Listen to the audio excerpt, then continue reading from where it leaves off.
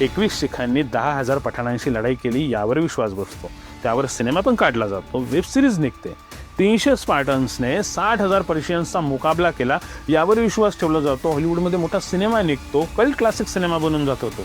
इतकंच काय तर कॅमेरूनच्या लढाईत 70 फ्रेंचांनी 2,000 मेक्सिकन्सचा पराभव केला यावर त्या काटे टोचणाऱ्यांचा विश्वास असतो. पण 500 महारांनी 28,000 पेशव्यांच्या सैन्याला पळवून लावलं यावर त्यांना मात्र विश्वास ठेवायचा नसतो. त्या विरोधात मात्र त्यांना हपकून अफवा पसरवायच्या असतात, कारण त्यांना तो पराभव आजही जिव्हारी बसलेला आहे. सप्रेम जय भीम दोस्तो. असं म्हणतात की ऐतिहासिक घटनांमधून म्हणी आणि वाक्प्रचारांचा जन्म होत असतो. हो ना, अगदी तसंच तुझ्यासारखे 56 पाहिलेत या म्हणीचा जन्मही भीमा कोरेगावच्या ऐतिहासिक युद्धातूनच झालाय असं म्हटलं तर वावगं ठरणार नाही. अवघ्या 500 महार सैनिकांनी भीमा नदीच्या तीरावर कोरेगावात 31 डिसेंबरच्या कडाडत्या थंडीत माजोर्ड्या आणि अय्याश पेशव्यांच्या 28,000 सैनिकांना धूळ चारून कासेला लंगोट बांधून काशीला पळायला भाग पाडल्याच्या इतिहासानंच ही म्हण जन्माला घातली होती. हा इतिहास घडवणारे दुसरे तिसरे कोणी नव्हते, तर ते होते माझे पूर्वज, तुमचे पूर्वज, आपणा सर्वांचे पूर्वज, प्रत्येक महाराच्या कुळाचा मूळ पुरुष आणि या भारतीय इतिहासातल्या सर्वात इमानदार, पराक्रमी आणि शूर महार सैनिकांचा हुजूम, द ग्रेट महार बटालियन. होय, द ग्रेट महार बटालियन. पेशव्यांनी अतिशय चलाखीनं कपट करून चांगल्या चुंगल्या समृद्ध मराठा स्वराज्याची घडी नेस्तानाबूत केली आणि मराठा कॉन्फेडरन्सीच्या नावाखाली ब्राह्मण्यशाहीचा अंमल स्थापन केला. त्यानंतर मात्र पेशवाईनं मनुस्मृतीचा जो उन्माद माजवला त्याला नजीकच्या इतिहासात तरी तोड नाही. त्यांनी महारांना कमरेला झाडू आणि गळ्यात मडकी बांधणं बंधनकारक केलं होतं. या अपमानाचा बदला घेण्यासाठीच महार सैनिकांनी ब्रिटिशांची साथ देण्याचा निर्णय घेतला होता. 1 जानेवारी 1818 रोजी ईस्ट इंडिया कंपनी आणि पेशव्यांमध्ये युद्ध झालं. त्यावेळी पेशव्यांच्या सैन्यात 20,000 घोडेस्वार आणि 8,000 पायदळ असं एकूण 28,000 सैनिक होते. या सैन्याचं नेतृत्व पेशवा बाजीराव दुसरा करत होता. तर दुसरीकडे ईस्ट इंडिया कंपनीच्या वतीनं बॉम्बे लाईन इन्फंट्रीमध्ये एकूण 500 महार सैनिक होते. यामध्ये अर्धे घोडेस्वार आणि अर्धे पायदळ सैनिक होते. महार रेजिमेंटच्या शौर्य आणि पराक्रमापुढे पेशवे टिकू शकले नाहीत आणि या युद्धात पेशव्यांचा मानहानीकारक पराभव झाला. याच लढाईत महार सैनिकांनी पेशवाईला भीमा नदीच्या पाण्यात बुडवली. महार रेजिमेंटच्या या अभूतपूर्व आणि अविस्मरणीय वीरतेच्या स्मरणार्थ भीमा नदीच्या काठी विजयस्तंभ उभारण्यात आला. या स्तंभावर त्या शूरवीरांची नावे कोरली गेली आहेत. बाबासाहेबांनी नेमकेपणानं सांगितलं होतं की जो समूह स्वतःचा इतिहास विसरतो तो समूह कधीच इतिहास घडवू शकत नाही.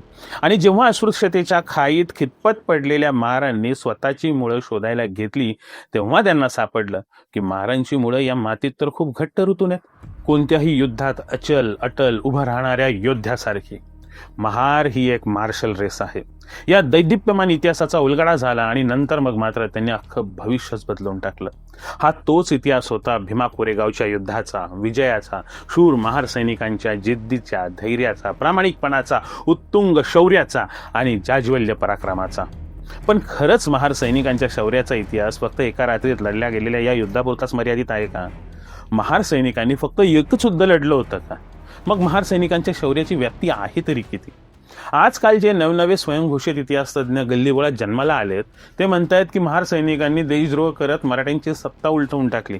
आता या दाव्यात किती तथ्य आहे हेही आपल्याला शोधायचं आहे. आणखीन काही अफवाही आहेत की खरंच पेशव्यांचं सैन्य 28,000 होतं का? खरंच 500 महारांनी 28,000 सैन्यांचा पराभव केला का? म्हणजे प्रति एक महार सैनिक पेशव्यांचे 56 बाडोत्री सैनिक असं काही खरंच घडलं होतं का? तर इथपासून ते महार सैनिकांनी या देशासाठी केलं तरी काय आहे, या सर्व प्रश्नांची उत्तर आज आपण आपल्या व्हिडिओच्या माध्यमातून शोधण्याचा प्रयत्न करणार आहोत. आणि त्यासोबतच एक महत्त्वाचा मुद्दा आहे की आज महार रेजिमेंटची स्थिती काय आहे, काय प्रकारचं राजकारण महार रेजिमेंट सोबत खेळलं जात आहे. अनेक अधिकाऱ्यांना जे स्वतः महार रेजिमेंटमध्ये सेवा प्रदान करतायत त्यांना फक्त त्यांच्या कर्तव्यामुळे त्यांना अन्यायाविरोधात बोलताही येईना झालेलं आहे. यशसिद्धी हे ब्रीदवाक्य आणि बोलो हिंदुस्तान की जय हा युद्धघोष असलेल्या या महार रेजिमेंटने स्वातंत्र्य संग्रामात आणि तसंच स्वातंत्र्यानंतरही झालेल्या युद्धांमध्ये महत्त्वपूर्ण भूमिका बजावलेली आहे. विशेषतः आपल्या शौर्य आणि कठोर शिस्तीसाठी महार रेजिमेंट ओळखली जाते. महार रेजिमेंट हे नाव ऐकताच छाती अभिमानानं भरून येते. ही रेजिमेंट केवळ लष्करी घटक नाही तर अनुसूचित जातींच्या आत्मसन्मानाचं, इतिहासाचं आणि बलिदानाचं प्रतीक आहे. त्यामुळे आजही मागास समूहांना अभिमान वाटतो की आपली एक स्वतंत्र रेजिमेंट आहे. परंतु दुर्दैवाने आज परिस्थिती बदलताना दिसते. डॉक्टर बाबासाहेब आंबेडकरांनी ज्या उद्देशाने महार रेजिमेंट उभी केली ती ओळख आता हळूहळू पुसायला सुरुवात झालेली आहे. आज महार रेजिमेंटमध्ये महार सैनिकांची संख्या कमी केली जाते आणि इतर जातीतील लोकांची भरती वाढवली जाते. या प्रक्रियेतून हळूहळू महार रेजिमेंटचं स्वतंत्र अस्तित्वच संपवण्याचा प्रयत्न सुरू असल्याचं स्पष्ट दिसतंय. इतकंच नाही तर बाबासाहेबांनी दिलेल्या ऐतिहासिक वारशावरही आता गदा आणली जाते. भीमा कोरेगाव विजयस्तंभाशी संबंधित बाबासाहेबांनी दिलेल्या पहिल्या बॅचची ओळख आता हटवण्यात आली आहे. तसंच महार सैनिकांचं आराध्य दैवत असलेल्या भगवान गौतम बुद्धांच्या शेजारी इतर देवी देवतांची मांडणी देखील केली जाते. हा केवळ धार्मिक बदल नाही तर इतिहास, संस्कृती आणि ओळख दाबण्याचा, ती मिटवण्याचा एक सुनियोजित प्रयत्न आहे. हे सर्व प्रकार म्हणजे महार समाजाच्या इतिहासाला, बलिदानाला आणि स्वाभिमानाला दुर्लक्षित करून त्यांचं अस्तित्व नष्ट करण्याचं षडयंत्र आहे. याकडे गांभीर्याने पाहणं आणि ठाम भूमिका घेणं आज अत्यंत आवश्यक बनलेलं आहे. दोस्तो, आपण दरवर्षी 1 जानेवारीला भीमा कोरेगावच्या विजय युद्धाचा वर्धापन दिन म्हणून साजरा करतो. त्यानिमित्ताने आज आपण समजून घेऊयात की महार सैनिकांचा इतिहास, त्यांचं योगदान आणि त्यांनी घडवलेला भारत आणि भारतीयांची अव्याहतपणे केलेली सेवा, या सगळ्या गोष्टी नीट समजून घ्याव्या लागतील आपल्याला. मी गॅरंटी देतो की व्हिडिओ पूर्ण झाल्यानंतर तुम्ही महार सैनिकांचे आभार मानल्याशिवाय राहणार नाही. तर व्हिडिओ सुरू करूया, पण तत्पूर्वी नेहमीचं आपलं आपुलकीचं आवाहन. हे आपलं चॅनल आहे, ते वाढवणं आणि टिकवणं तुमची जबाबदारी आहे. किमान तुम्ही 5 सबस्क्रायबर मला जोडून दिले पाहिजेत. मी पाहिजे तितकी मेहनत घेतोय आणि दर्जेदार कंटेंट बनवतोय. म्हणून ज्या प्रेक्षकांना आमचा हा स्वतंत्र पत्रकारितेचा प्रयोग आणि प्रयत्न आवडतोय आणि आमचा हा प्रयत्न असाच निरंतर चालू राहावा असंही मनोमन वाटतंय, त्यांनी कृपया आम्हाला आर्थिक सहयोग देऊन आमचे खांदे बळकट करावेत, ही नम्र विनंती. त्यासाठीच्या डिटेल्स इथे दिलेल्या आहेत. आपल्या सर्वांच्या सहकार्याच्या अपेक्षेसह मुख्य विषयाला आता आपण सुरुवात करूयात. सैन्यात इन्फंट्री नावाचा एक प्रकार असतो. त्यात सैनिक, फूट सोल्जर्स असतात. त्यांचं काम असतं जमिनी युद्ध लढणं, शत्रू सैन्याशी थेट सामने भिडणारे सैनिक. महार रेजिमेंट ही एक अशीच लाईन इन्फंट्री आहे आणि तशीच महार बटालियन देखील. महार सैनिकांचा इतिहास सांगण्याआधी मला तुम्हाला इतिहासातला एक खराखुरा किस्सा सांगायचा आहे, जो आजपर्यंत कधी जाहीरपणे बोलला गेलेला नाहीये. दिवस होता 24 डिसेंबर 1947 सालचा. पहाटे 5 वाजता हाडं गोठवणाऱ्या थंडीत महार बटालियनची प्लाटून क्रमांक 1 ही झांगरे, जम्मू काश्मीरमध्ये पहाऱ्यावर होती. 200 पाकिस्तानी हल्लेखोरांनी अचानक त्या चौकीवर हल्ला चढवला. तेव्हा महार बटालियनचे नाईक बारकू कांबळे आपल्या 10 साथीदारांसह तिथं पहाऱ्यावर होते. समोर शत्रूंची संख्या मात्र 20 पट. पुन्हा ऐका, 20 पट शत्रू बरं का, तेही शस्त्रसज्ज. त्या काळाच्या तुलनेत चांगली हत्यारं असलेले ते पाकिस्तानी हल्लेखोरच होते. खरं तर त्या पाकिस्तानी हल्लेखोरांनी भारतीय भूभाग ताब्यात घेण्यासाठी जोरदार हल्ला चढवला होता. पण नाईक बारकू कांबळे आणि त्याच्या 9 साथीदारांनी गाजवलेल्या पराक्रमामुळे शत्रू पुढे येऊ शकला नाही. प्रत्येक सैनिकांनी अखेरपर्यंत सर्वोच्च पराक्रम गाजवला. अखेर शत्रू सैन्य खूप जास्त प्रमाणात आल्यानंतर देखील महार सैनिक शेवटच्या श्वासापर्यंत आपल्या देशाचं संरक्षण करण्यासाठी शहीद झाले, पण आपली चौकी सोडून ते पळून आले नाहीत. या लढाईत दुसऱ्या चौकीवर असलेले हवालदार राऊ कांबळे हे सुद्धा शहीद झाले. त्यांनी खूप साऱ्या पाकिस्तानी हल्लेखोरांना ठार केलं आणि शेवटी किती पाकिस्तानी हल्लेखोर उरले होते माहिती आहे का? फक्त 20. या 20 हल्लेखोरांना 10 महार सैनिकांनी दिलेल्या निकऱ्याच्या लढ्याचा इतका राग आला होता की त्यांनी चिडून जाऊन धारातीर्थी पडलेल्या महार सैनिकांचं शिर कापून परत पाकिस्तानात नेलं होतं. पण त्या हल्लेखोरांना तो भूभाग मात्र काही जिंकता आला नाही. या लढाईत जे सैनिक शहीद झाले होते त्यांची नावं मी तुम्हाला सांगतो. त्यांची नावं अशी होती: नाईक बारकू कांबळे, हवालदार राऊ कांबळे, यशवंत कांबळे, मारुती सरजे, गुरबल साबळे, तुकाराम कांबळे, सोन्या पवार, मारुती तांबे, सूर्याजी हाटे, जानू तांबे, गंगाराम मोहिते, कोंडीबा आखाळे, बाबू लक्ष्मण, हे असे होते महार सैनिक. पण महारांची ही सैनिकी परंपरा खूप जुनी आहे बरं का. ती सर्वात आधी ओळखली होती छत्रपती शिवरायांनी. कारण गावगाड्यात गावाचं रक्षण करण्याची महत्त्वाची जबाबदारी असलेल्या महारांचा गावात चोख पहारा असायचा. त्यांच्या परवानगीशिवाय गावात कुणीही प्रवेश करू शकत नव्हतं. गावात येणाऱ्या भटक्या आणि बंजारा लोकांची नोंद सुद्धा महारच ठेवायचे. त्यांची गुप्तचर यंत्रणा सुद्धा चोख असायची. The regimental history of the Mahar MG regiment by colonel major general SPP Thorat DSO 1954 या पुस्तकाच्या पान नंबर 3 वर जे डॉक्युमेंटेशन केले गेले त्यात स्पष्टपणे पुराव्यांसह नोंदवलेले की महारांच्या विशेष गुणांना हेरून छत्रपती शिवाजी महाराजांनी महारांना आपल्या सैन्याचा भाग करून घेतलं होतं. पण त्या पलीकडेही एक महत्त्वाचं कारण होतं, ते म्हणजे वीरता आणि विनम्रता. कारण तत्कालीन क्षत्रिय जातींकडे वीरता असली तरी विनम्रता मात्र नव्हती. म्हणून शिवाजी महाराजांनी महार सैनिकांना सर्वाधिक प्राधान्य दिलं होतं. शिवरायांनी महारांना जंगलातील मार्ग, डोंगर किल्ल्यावर जाणारा गुप्त उघड मार्ग यांच्यावर देखरेख करणं आणि डोंगरी गडातील लोकांना जळण आणि वैरण पुरवणं या कामावर नेमलेलं होतं. ही कामं म्हणजे लष्करी संरक्षणाच्या नाड्या होत्या. त्या छत्रपती शिवाजी महाराजांनी महारांच्या हाती दिलेल्या होत्या. यावरून एक स्पष्ट होतं की शिवाजी महाराज महार जातीच्या इमानदारीची निसंशयपणे कदर करीत होते. याशिवाय गडमाचीवर महारांची वस्ती ठेवणं हा पायंडाही महाराजांनीच पाडलेला होता. ही अवघड कामं करण्यासाठी महाराजांनी जसे महार कुटुंबांना वडिलोपार्जित नोकरीवर ठेवलं होतं, तसंच त्यांनी हजारो महार तरुणांना सैनिक म्हणून रणांगणावर शत्रूविरुद्ध लढवले देखील होतं. दी महार फ्लोक या शोध ग्रंथाच्या पान क्रमांक 59 आणि 60 वर अस्पृश्यांच्या लष्करी पेशाबद्दल वर्णन करताना लिहिलंय की मराठ्यांच्या पायदळात अस्पृश्य वर्गातील सैनिक होते.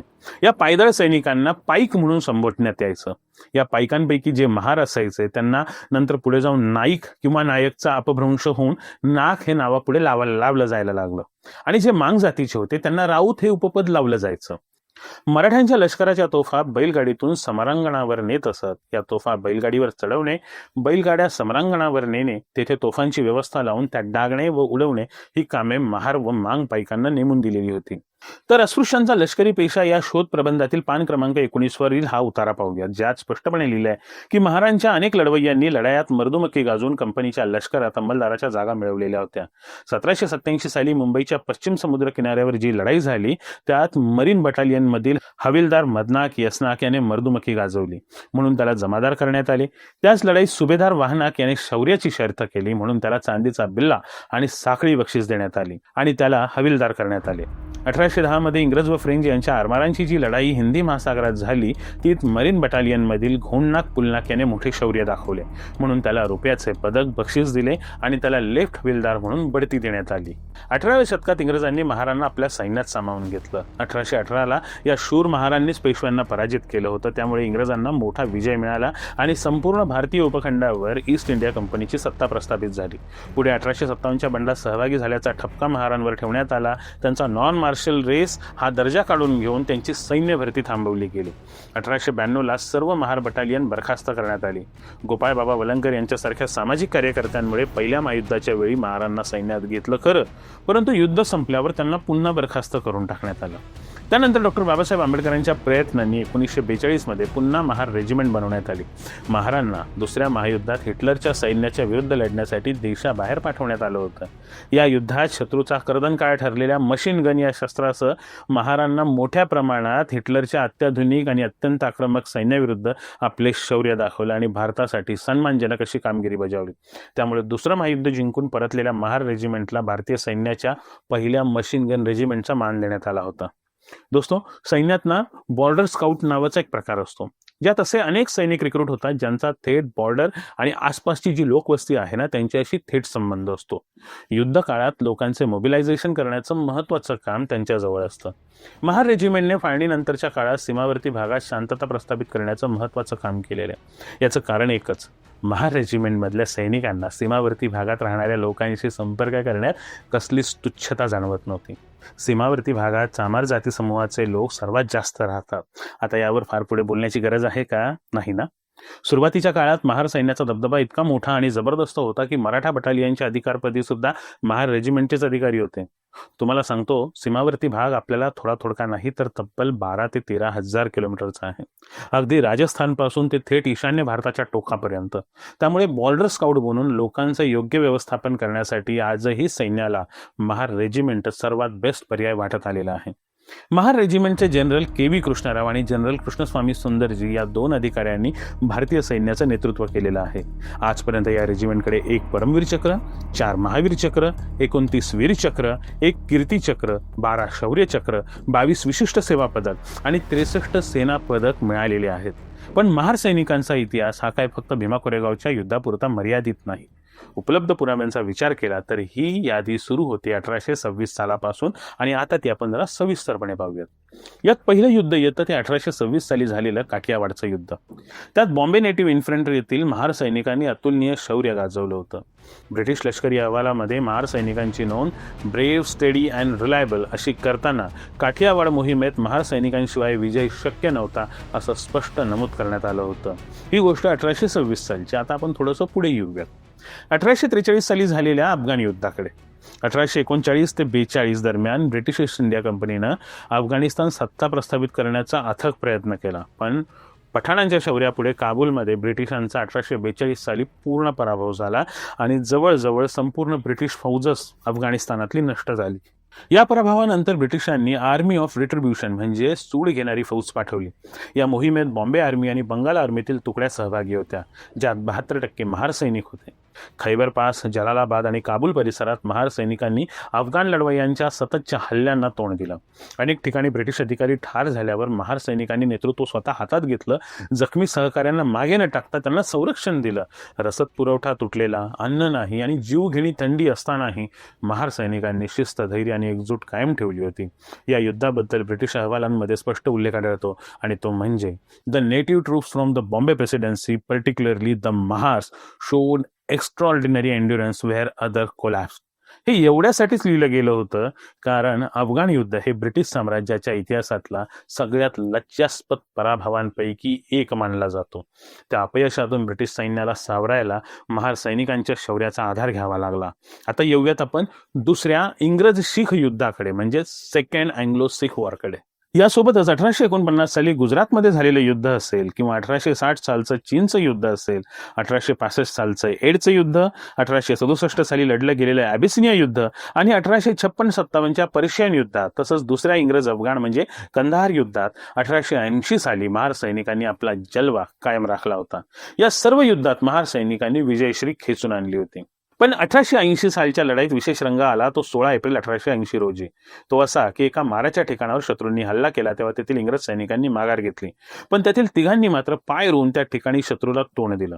शत्रूंची संख्या 300 होती. त्या संख्येपुढे या तिघांचा निभाव लागणार नाही म्हणून सहकार्यांनी त्यांना माघार घेण्याला सांगितलं, पण ते तिघं शूर वीर जागेवरून हल्ले नाही. त्या तिघांनी 3 तास लढत दिली आणि 300 शत्रूंपैकी बऱ्याच जणांना यमसदनास पाठवलं.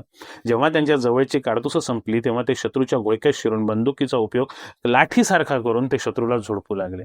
लढता लढता धारातीर्थी पडले आणि ते 3 महावीर म्हणजे मेजर सिडने जेम्स वॉडबी, प्रायव्हेट इलाही बख्श आणि प्रायव्हेट सोननाक ताननाक या शूरवीरांचं स्मृतिचिन्ह आपल्या मुंबईतच आहे. हा त्याचा फोटो पहा. आपण अजून थोडंसं पुढे येऊया. 1947ला भारत आणि पाकिस्तानच्या फाळणीच्या वेळी महार रेजिमेंटवर पाकिस्तानात अडकलेल्या लोकांना दंगेखोरांपासून सोडवत सुरक्षित भारतात आणण्याची जबाबदारी देण्यात आली होती. यावेळी हजारो लाखो लोकांना सुरक्षित आणि सुखरूपपणे महार रेजिमेंटने पाकिस्तानहून भारतात आणलं होतं. काश्मीरला ताब्यात घेण्यासाठी पाकिस्तानने अनधिकृत सैन्य पाठवून काश्मीरमध्ये हमला सुरू केला. तेव्हा काश्मीरचा राजा हरी सिंगने मदत मागितल्यानंतर भारतानं आपलं सैन्य काश्मीरमध्ये पाठवलं होतं. त्यावेळी त्या अनधिकृत सैन्याला रोखण्यात महार रेजिमेंटने सगळ्यात मोठी कामगिरी बजावली होती. ऑगस्ट 1947 मध्ये महार बटालियनला दिल्लीला नेण्यात आलं. दिल्लीला जी मुसलमान कुटुंब दिल्लीतून जी पाकिस्तानात जाणार होती त्यांना आगगाड्यातून सीमेवर सुरक्षितपणे पोहोचवण्याचं काम महार बटालियनला करावं लागलं होतं. 22 आगगाड्यातून सुमारे 25 ते 30 हजार मुसलमानांना सुरक्षितपणे नेण्याचं अवघड काम महार जवानांनी केलं होतं. या बाबतीत त्यांना प्राण धोक्यात घालून मुस्लिम निवासितांचं रक्षण करावं लागलं होतं. याबद्दलची 2 उदाहरणं उल्लेखनीय आहेत आणि ती खरीखुरी आहेत बरं का. ती जरा आता तुम्ही शांतपणे ऐका, तुम्हाला निश्चितच अभिमान वाटेल ते ऐकून. दुसरी गाडी मुसलमान प्रवाशांना घेऊन त्याच मार्गाने चालली होती. त्यावेळी जोराचा मुसळधार पाऊस आला. पावसामुळे जालंधर जवळची रेल्वे लाईन जवळपास उद्ध्वस्तच झाली होती. सुभेदार के मोरे यांच्या नेतृत्वाखाली या गाडीचं रक्षण करण्याचं काम होतं. सुभेदार के मोरे गाडीत होतेच. जालंधरला गाडी आलेली पाहून शेकडो हिंदू व शीख हल्ला करण्यास धावून आले आणि सांगू लागले की तुम्ही तुमचे सैनिक बाजूला घ्या, आम्ही सर्व मुसलमानांची कत्तल करतो. सुभेदार मोरे उत्तरले की तुम्ही हल्ला केला तर मी माझ्या सैनिकांना तुमच्यावर गोळ्या झाडण्याचा हुकूम देईन आणि तुम्हा सर्वांना भुईसपाट करेन. सुभेदार मोरे आणि हल्लेखोरांचे कडाक्याचं 15 ते 20 मिनिटं बोलणं चाललं. हल्लेखोर ऐकतच नाही. ते पाहून मोरेंनी सांगितलं सैनिकांना की आता तुम्ही फायरिंगसाठी तयार व्हा आणि असा हुकूम दिला, जोरात ओरडून दिला. त्या क्षणाला सर्व हल्लेखोर पळून गेले. रेल्वे लाईन दुरुस्त झाल्यानंतर 5 दिवसांनी गाडी ठरलेल्या ठिकाणी पोहोचली. या 2 महार लष्करी पथकांच्या नायकांनी आपल्या कर्तव्यावर नितांत निष्ठा ठेवून हजारो लाखो मुसलमानांना पाकिस्तानच्या हद्दीवर नेऊन सोडले. तत्कालीन परिस्थिती अतिशय भयावह अशी होती. दोन्ही बाजूंकडून अमर्याद अशा कत्तली सुरू असताना स्वतःचा जीव धोक्यात घालून महार बटालियननं आपल्या कर्तव्यात कोणतीही कसूर केली नाही आणि याचा संदर्भ अस्पृश्यांचा लष्करी पेशा पान क्रमांक 72-73 वर तुम्हाला नक्की वाचायला मिळेल. 1947 मध्ये प्रथम महार बटालियन जम्मू काश्मीरमध्ये तैनात असताना नौशेर, उरी, चकोती, टिटवाल, द्रास आणि कारगिल या ठिकाणी जमिनीवर लढल्या गेलेल्या सर्व युद्धात महार रेजिमेंट फ्रंट फायटर होती. आणि हे कुठे नोंदवलेलं आहे? द महार MG रेजिमेंट पुस्तकाच्या 40व्या आणि 41व्या पानावर. बेल्जियन कांगो म्हणजे आजच्या कांगोमधल्या कटांगा प्रांतात 1960च्या दशकात भीषण यादवी संघर्ष उसळला होता. या संघर्षात संयुक्त राष्ट्रांच्या शांतता मोहिमेअंतर्गत भारतीय सैन्याची तुकडी पाठवण्यात आली, ज्यात महार सैनिकांचा मोठा सहभाग होता. परक्या भूमीवर, अपरिचित हवामानात आणि सततच्या हल्ल्यांच्या धोक्यातही महार सैनिकांनी विलक्षण धैर्य आणि शिस्त संयम दाखवले. त्यांनी नागरी लोकांचं रक्षण केलं, बंडखोर गटांना आवर घातला आणि अनेक ठिकाणी रक्तपात टाळत शांतता प्रस्थापित करण्याचा निर्णायक भूमिका बजावली. कटांगातील ही कामगिरी महार सैनिकांच्या आंतरराष्ट्रीय शौर्याची ठळक साक्ष आहे. त्यानंतर येऊयात आपण 1961 सालच्या गोवा मुक्तीसंग्रामाकडे. 1961 साली झालेल्या गोव्याच्या मुक्तीसंग्रामात भारतीय सैन्याच्या कारवाईत महार रेजिमेंटच्या सैनिकांची महत्वाची भूमिका होती. पोर्तुगीज सत्तेविरोधात सुरू असलेल्या ऑपरेशन विजय अंतर्गत महार सैनिकांनी सीमा भागातून पुढे सरकत शत्रूच्या चौक्या ताब्यात घेतल्या. कठीण भूभाग, दाट जंगल आणि सशस्त्र प्रतिकार असूनही त्यांनी शिस्तबद्ध आणि धैर्यपूर्ण कारवाई केली. नागरी लोकांना कोणतीही हानी होऊ नये याची विशेष काळजी घेत महार सैनिकांनी पोर्तुगीज सैन्याला शरणागतीला भाग पाडण्यास हातभार लावला होता. त्यानंतर लगेचच 1962 सालचं चीनसोबतचं युद्ध घडलं. तुम्हाला सांगताना खरंच अभिमान वाटतो की त्या युद्धात चीनी सैन्य ज्या नेमक्या ठराविक 5 चौक्यांवरून मागे फिरले होते ना, त्या चौक्या कोणत्या होत्या माहिती आहे का? चुशुल, दौलत बेगोल्डी, लडाख, अक्साई चीन आणि कार्मेक. 1962ला चीनच्या सैन्याशी युद्ध सुरू असताना सियाचीन आणि हिमालय पर्वतातील अत्यंत कमी तापमान आणि भौगोलिकदृष्ट्या अत्यंत कठीण ठिकाणांवर महार रेजिमेंटने चीनच्या सैन्याचा मुकाबला केला. या ठिकाणी महार रेजिमेंटच्या सैनिकांनीच निकराचा प्रतिकार करून चौक्या राखल्या होत्या. नेफामधील सेला उतारावर लढणाऱ्या मीडियम मशीन गन तुकडीचं नेतृत्व हवालदार कांबळे यांच्याकडे होतं. 18 नोव्हेंबर 1962 रोजी चीनी सैन्यानं या विभागावर जोरदार हल्ला केला. शत्रूच्या मशीन गनमधून आगीचा वर्षाव होत असताना हवालदार कांबळे या खंदकातून त्या खंदकाकडे धाव घेऊन जवानांना मार्गदर्शन करत होते. प्रत्यक्ष समोर उभा ठाकलेला शत्रू, मशीन्स गनमधून होणारा गोळ्यांचा वर्षाव आज त्यांच्या खिसगणितीतच नव्हता. परंतु अखेर त्या घातकी शत्रूच्या गोळ्या त्या शूरवीराच्या दोन्ही पायात घुसला. त्या लढ्यात हवालदार कांबळे धारातीर्थी पडले. त्यांना मरणोपरांत वीर चक्रानं सन्मानित करण्यात आलं. त्यानंतर 1965 सालच्या युद्धात कच्छमधल्या सरदार चौकी, विगो कोट येथील युद्ध, काश्मीर येथील संबा, जोरियान, खेमकरण, अस्सल उत्तर येथील युद्ध, पुन्हा 1971 सालच्या युद्धात बांगलादेश, पंजाब आणि काश्मीर येथील युद्ध, 1971च्या बांगलादेशला पाकिस्तानपासून स्वतंत्र करण्याच्या युद्धात सुद्धा अतिशय शूरपणे पाकिस्तानचा मुकाबला केला आणि अशक्यपाय असलेल्या पाकिस्तानच्या पूर्वतली या सैन्य ठिकाणावर अतिशय शूरपणे ताबा मिळवला. हरहर गलान, पर्वतली, कय्यान, शेजरा, ठाणपीर, शमशेरनगर, मौलवी बाजार, सिल्लेट, बेलोनिया व चट्टग्राम या ठिकाणी झालेल्या भीषण युद्धात शत्रूंना परतून लावलं होतं महार रेजिमेंटने. इतकंच काय तर माजी पंतप्रधान इंदिरा गांधी यांच्या हत्येनंतर संपूर्ण लष्करात शीख सैनिकांनी विद्रोह केला होता. तेव्हा पुणे, मुंबई, अंबाला अशा महत्त्वाच्या लष्करी छावणीमध्ये महार सैनिकांनी बंडखोर शीख सैनिकांना पकडून जेरबंद केलं होतं. श्रीलंकेतील तामिळ उग्रवाद्यांना शांत करण्यासाठी पाठवण्यात आलेल्या शांती सेनेत सुद्धा महार रेजिमेंटला पाठवण्यात आलं होतं. तिथेच त्यांनी लिट्टेचं कंबरडं मोडलं होतं. तसंच कारगिल युद्धातही महार रेजिमेंटने भौगोलिकदृष्ट्या कठीण असलेल्या भागात आपलं शौर्य दाखवलं होतं. महार रेजिमेंट कायमच भारतीय सैन्याच्या सर्वश्रेष्ठ रेजिमेंटपैकी एक सिद्ध झालेली आहे. तसंच देशातील सर्व प्रदेशातील सर्व जाती धर्माच्या सैनिकांना खुली असलेली महार रेजिमेंट ही एकमेव आहे. महार रेजिमेंटच्या काही तुकड्यांमध्ये 70% महार आणि 30% ऑल इंडिया ऑल क्लास सैनिक आहेत, तर काहींमध्ये 30% महार आणि 70% ऑल इंडिया ऑल क्लास सैनिक आहेत. आणि तुम्हाला माहिती आहे का महार रेजिमेंटचं संचलन गीत कोणतं येते? तर ते गीत आहे वीर शिवाजी के बालक हम आणि बोलो हिंदुस्तान की जय हे घोषवाक्य आहे महार रेजिमेंट. महार रेजिमेंट का गठन 1 अक्टूबर 1941 में डॉक्टर भीमराव अंबेडकर के प्रयासों से हुआ. इस रेजिमेंट को परमवीर चक्र, अशोक चक्र और कई सम्मान मिल चुके हैं. रेजिमेंट का आदर्श वाक्य है यश सिद्धि और युद्ध घोष बोलो हिंदुस्तान की जय. हा महार रेजिमेंटचा सर्वात पहिला आणि जुना बिल्ला. आता तो बदलण्यात आलेला आहे. हा मूळ बिल्ला लंडनमधल्या नॅशनल आर्मी म्युझियममध्ये जतन करून ठेवलेला आहे आणि त्याबाबत अशी माहिती लिहून ठेवली आहे की भारतातील महाराष्ट्रातील महार समाजातील सैनिक हे ईस्ट इंडिया कंपनीच्या बॉम्बे आर्मीचा मुख्य आधार होते. हा बिल्ला दुसऱ्या महायुद्धाचा असला तरी त्यावरील वैशिष्ट्यीकृत स्तंभ हा 1818 मध्ये झालेल्या कोरेगावच्या लढाईचं स्मरण आणि युद्धाचा सन्मान करतो, जिथं महार सैन्याने कंपनीला पेशव्यांच्या सैन्याचा पराभव करण्यास मदत केली होती आणि त्या विजयाच्या स्मरणार्थ ईस्ट इंडिया कंपनीनं कोरेगावमध्ये विजयस्तंभ उभा केला होता. हा इतिहास आहे, खराखुरा इतिहास. पण कधी बोलला जातो का? नाही. कधीच बोलला जात नाही, कधी चर्चेला देखील आणला जात नाही मेनस्ट्रीममध्ये. म्हणून ते काम आपल्यालाच करावं लागणार आहे आणि त्यासाठीच हा व्हिडिओ डॉक्युमेंटेशनचा घाट घालावा लागला. उलट आता महार रेजिमेंट संपवण्याचाच घाट आत्ताचं सरकार करत आहे. बाबासाहेबांनी जो बिल्ला दिला होता तो देखील बदलवून टाकण्यात आलेला आणि त्यावरही आपल्याला लवकरच काहीतरी उपाययोजना करावी लागणार आहे. आपण एक गोष्ट नीट लक्षात घेतली पाहिजे. महार सैनिकांच्या अनुषंगाने कायमच भीमा कोरेगावच्या युद्धाचा हवाला दिला जातो, पण महार सैनिकांची व्याप्ती ही तेवढ्याच पुरती मर्यादित नाही हे आपण लक्षात घेतलं पाहिजे. भीमा कोरेगावचं युद्ध हे इंग्रज विरुद्ध मराठा असं जे रंगवलं जातं ते खरं तर पेशवे विरुद्ध महार अशीच लढाई होती.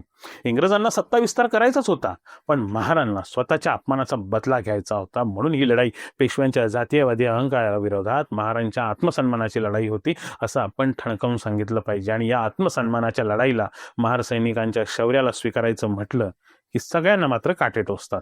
म्हणजे पहा ना, पण 500 महारांनी 28,000 पेशव्यांच्या सैन्याला पळवून लावलं यावर त्यांना मात्र विश्वास ठेवायचा नसतो. त्या विरोधात मात्र त्यांना हपकून अफवा पसरवायच्या असतात, कारण त्यांना तो पराभव आजही जिव्हारी बसलेला आहे. असो, बाबासाहेबांनी महार सैनिकांबाबत स्पष्टपणे म्हटलं होतं की ज्या समाजाने परदेशी भूमीवर जाऊन युद्ध केलं, रक्त सांडलं, शौर्य गाजवलं, त्या समाजाला इथे माणूस म्हणूनही नाकारणं हा दुहेरी अन्याय आहे. म्हणून त्यांनी भीमा कोरेगावच्या विजयी स्तंभाचं प्रतीक आपल्याला नव्यानं दिलं होतं.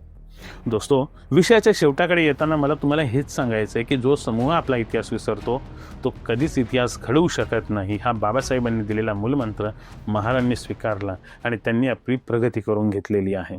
आता वेळ सर्वांची आहे. महार सैनिकांनी कायमच भारताच्या स्वातंत्र्याला, प्रजासत्ताकाला अबाधित ठेवण्यासाठी रक्ताची किंमत मोजलेली आहे, रक्ताचा संघर्ष आणि त्याग केलेला आहे.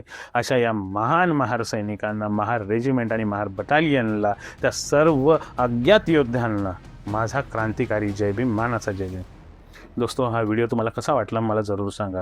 तुम्हाला इतिहास आवडला असेल तर मला नक्की कळवा. मग मी भीमा कोरेगावच्या युद्धासंदर्भातील पण अशीच माहिती जी अजूनही फारशी कोणाला ठाऊक नाही त्यावर निश्चितच व्हिडिओ बनवेन. पण त्यासाठी तुम्हाला हा व्हिडिओ लाईक आणि शेअर करावा लागेल. तुम्हाला हे माझं विवेचन कसं वाटलं मला जरूर कळवा. व्हिडिओ आवडला असेल तर सर्वांना जरूर शेअर करा आणि आम्हाला जमेल तसं आर्थिक सहकार्य देखील करा. तुमच्या प्रतिक्रियांची मी नक्की वाट पाहीन, कारण तुमच्या सहकार्याशिवायचं डॉक्युमेंटेशन करणं मला बिलकुल शक्य नाही. भेटूयात लवकरच नवीन विषयासह. तोपर्यंत सप्रेम जय भीम आणि पुन्हा एकदा नवीन वर्षाच्या आणि भीमा कोरेगाव विजय दिनाच्या आपणा सगळ्यांना खूप खूप शुभेच्छा, कोटी कोटी शुभेच्छा. जय भीम.